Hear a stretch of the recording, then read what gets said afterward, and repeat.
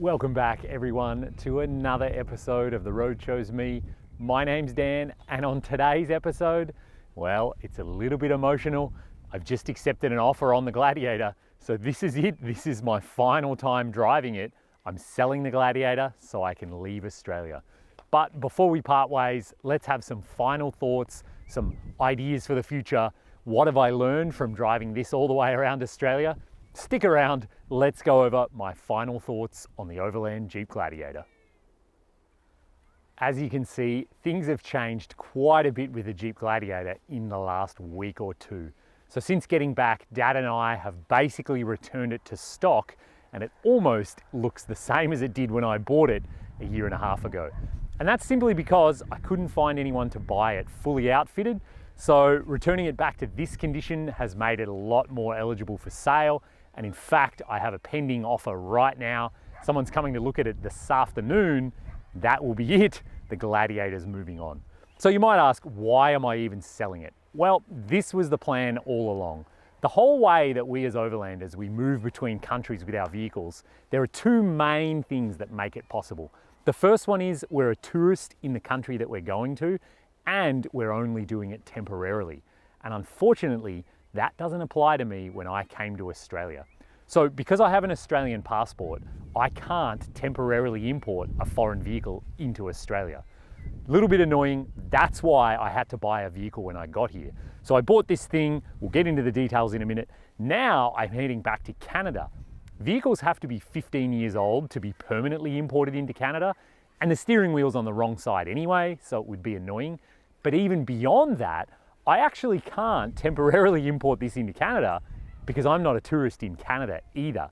I don't have a passport yet, but I'm a permanent resident, which is almost the same thing as a citizen. So that means I'm not eligible to temporarily import an Australian registered vehicle into Canada. So hilariously, I was blocked in both directions. I couldn't bring the Jeep I took around Africa to Australia, and I can't bring the Jeep that I drove around Australia back to Canada. That is what it is. I can't change the rules. I'm not going to argue the rules. I've got better things to do with my time. So the plan from the very beginning, buy a vehicle, outfit it, drive it around Australia, sell it, head back to Canada where I live. That's why I'm selling it. It's not because I didn't like it. It's not because it hasn't performed well. It's simply because I have no choice. And let's be honest, these things are really common in Canada and North America. If I wanted one over there, it'll be super easy to go over there and buy one. I get different transmission options, I get different engine options. I could put 37s on it. There are tons of options available to me. It makes way more sense to own a left-hand drive one over there than to even contemplate taking this one with me. So before I talk about how the Gladiator has been for our trip around Australia, I think it's important to just recap where I've come from and what I've learned in the past. So when I drove from Alaska to Argentina, I had this little two-door Wrangler. I really didn't even know that overlanding existed. I had a ground tent, a box of food, and a bag of clothes. I hit the road and I had 2 years of life-changing adventure. Little Wrangler was great. It got 20 miles a gallon. It never broke down once. The little short wheelbase, strong four-wheel drive, that went everywhere I wanted to go. What an incredible vehicle, and it didn't even cost me anything. At the end, I sold it for the same amount that I bought it for in the beginning. That is a very hard vehicle to beat. I'm gonna say 10 out of 10. Probably though, the one detractor, towards the end of the 2 years, I did get sick of living in a ground tent. I did get sick of not having living space. So when I designed and built a four-door Wrangler for Africa, they were my two major priorities, things that I wanted to improve upon. So it had the integrated pop-up roof, I had a kitchen, I had a fridge, I had lots of interior cabinets for storage. All of that was an improvement over that previous smaller Wrangler. Still a Wrangler, still a Rubicon, diff locks, really strong four-wheel drive. Again, it took me all the way around Africa, 87,000 kilometers without any major mechanical issues. Again, that's a very hard vehicle to beat. Maybe not quite 10 out of 10, maybe 9 out of 10. Although the rollover was really operator error. You can't blame the Jeep for that. But all told, those two vehicles were fantastic. Then I had to think about, I'm coming to Australia. I want to get more wild and more remote than I ever have before. That's why I chose the Gladiator. The longer wheelbase means I can carry more drinking water, more fuel, more food. And that's exactly what I did. and that's exactly what this vehicle has done for me. In an attempt to keep it within its payload, I decided to go and live in a swag, have a canvas canopy on the back, keep it lightweight, keep it simple. A big part of that too is I just wanted to focus on the adventure. Rather than coming here and buying the vehicle for $90,000, then throwing away the rear tub, adding an aluminium tray back and some sort of camper on that, which quickly is another $40,000 or $50,000. Now I'm into a vehicle for like $150,000 by the time I do suspension and wheels and tires and all of the things I want, like a fridge and a kitchen. $150,000, that's way more money than I can afford. Instead, try to keep it smaller, try to keep it a bit minimalist. I needed to carry extra fuel, so I added a fuel tank. I wanted to eat good food, so I added a fridge and a kitchen. Everything else though, keep it simple. Only a 100-watt solar panel, only a 50 amp hour battery, less money invested up front meant more money for fuel in the tank, which meant more adventures. And adventures we did have. In the last year, I've driven this 60,000 kilometers to all of the massive highlights in Australia that I hope to get to. Back when I was sitting in Canada, I pie in the sky dreamed of all of the amazing places in Australia that I had always wanted to get to. I researched, I watched other YouTube channels, I read books, I looked at maps, and to be honest, I've been to them all now. But in terms of the really remote, the really rugged, the pinnacle of the most intense overlanding you can do in Australia, we just did it all in the last 12 months in the Gladiator, and that to me means that this vehicle has been as good as or better than my previous ones in terms of meeting the goal that I set out for it. Here in Australia, the Jeep brand doesn't have the best reputation and it doesn't have a lot of respect. But I've got to say, after driving this 60,000 Ks all the way around Australia, I'm really impressed. This has been absolutely bulletproof, not a single problem.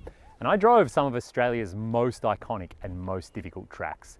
And it's funny that different brands have a different reputation and people love them. Over here, Toyota is #1. The Land Cruiser, people just love them. But I find it really incredible. Everyone driving a Land Cruiser, they carry a spare alternator. And it's pretty much common knowledge you're going to destroy an alternator when you drive the difficult tracks or you drive around Australia. In fact, all of the Land Cruisers that I drove the old Telegraph track with, they've all since replaced their alternators. They all burnt out. Why is that? It's because the alternators are on the bottom of the engines in a Land Cruiser. They're basically the first thing to go underwater. Water's bad for alternators. What's really bad though is mud and silt and all the stuff that gets stuck in there. Funny thing is, when Jeep designed this engine to put it in here, they just have strict criteria about water fording ability, and so they said the alternator has to be on the top of the engine. So on this, the alternator is literally on the very top of the engine. So chances are it never even went underwater while I was doing those water crossings that burnt out alternators on Land Cruisers.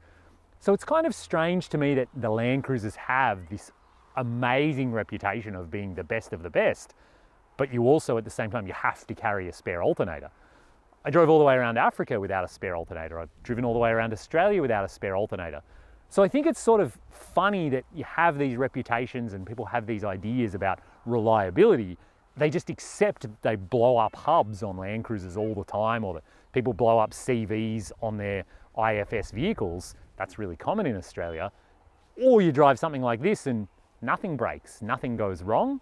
I find it kind of interesting and kind of curious, but certainly from a reliability and durability perspective, there's no reason I wouldn't buy a Jeep again. It's been great, this new improved version compared to the one I drove around Africa. It's smoother, it's quieter, it's more powerful. This is easily the most capable vehicle that I've ever owned and driven. This goes everywhere that I want it to go. So for me, being able to buy, front and rear diff locks from the factory, low range transfer case, solid front axle, there aren't too many other options, especially in North America, that I think can compete with the Rubicon package, whether it's a Gladiator or a Wrangler. It's hard for me to really find another vehicle in North America. If you guys have got suggestions, what should I get next? I'm curious to hear. I think it's a tough act to follow. Another thing about Australian touring or four-wheel drive culture that I find really interesting is that sort of persistent idea that you have to carry 2 spare tires.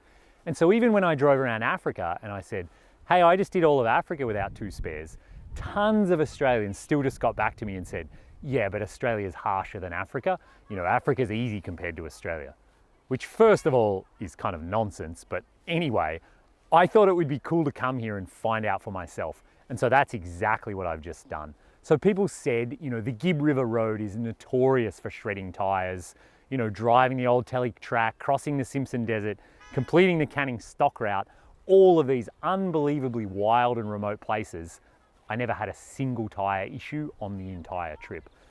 Again, virtually all the vehicles I met driving around Australia, they'd had a failure of some kind, whether it was a blowout, whether it was a puncture, or a couple of them with Maxxis tires even had complete failures where the tread separated from the carcass, which is really unacceptable, I think, in 2022, spending $500 on a single tire to have it fail like that. But anyway, I had the Yokohama Geolander XAT tires. They're kind of aggressive all-terrains, and they were flawless for the entire trip. On so many of them, I ran air down at around 20 PSI for sand, around 25 PSI on nasty gravel roads like the Gibb, and just not a single issue, not even once. I still stand by my idea that the idea you need 2 spare tires, that's true if you drive cheap tires, or if you drive overinflated, or you're overloaded, or you drive too fast. But I think in 2022, tire technology has come a long way. If you run a quality brand name tire, there's absolutely no reason you should have a tire failure. And I think I've demonstrated that quite well. So there's no doubt about it, the Gladiator met and exceeded my expectations in terms of its off-road capability, in terms of carrying the weight. This is the heaviest expedition vehicle I've ever had. It's clearly the longest expedition vehicle I've ever had. So it met all of my criteria. There is one aspect of it though that I still haven't wrapped my head around, and I'm not 100% convinced that I'll do it again. And that is the fact that it's a pickup truck or a ute.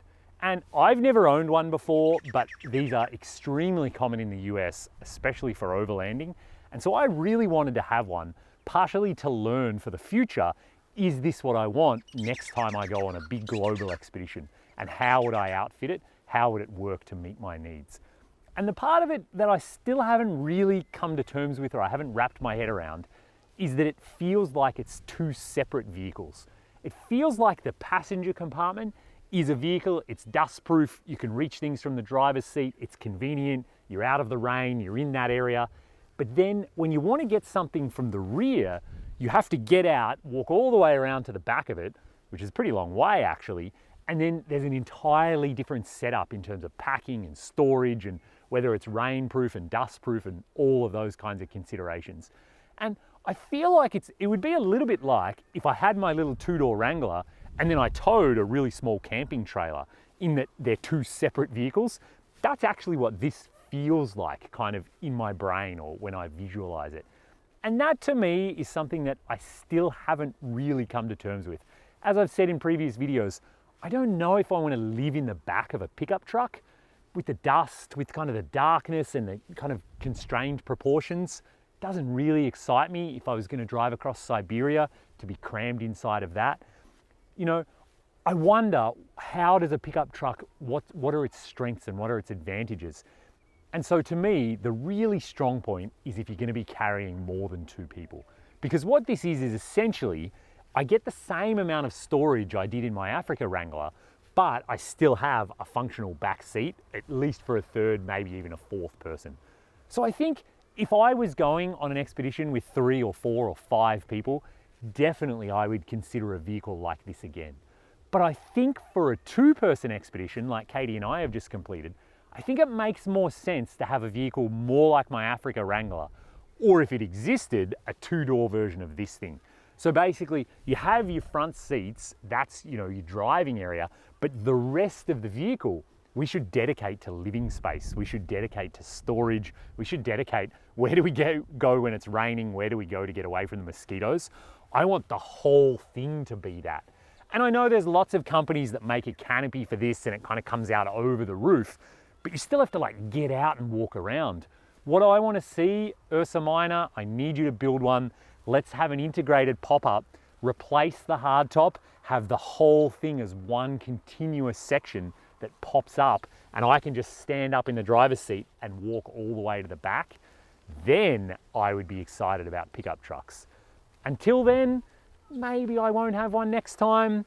Let's wait and see. There are more details coming, but for me, that has been the only downside, or the only thing that I haven't really loved about this vehicle.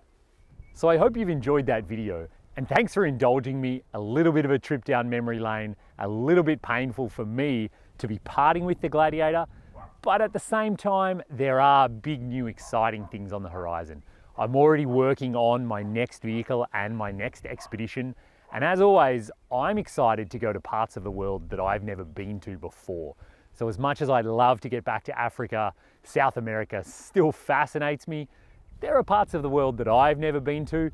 That's where I want to go. Let's get back into crossing borders, learning new languages, dealing with corruption, all the stuff that really gets me excited.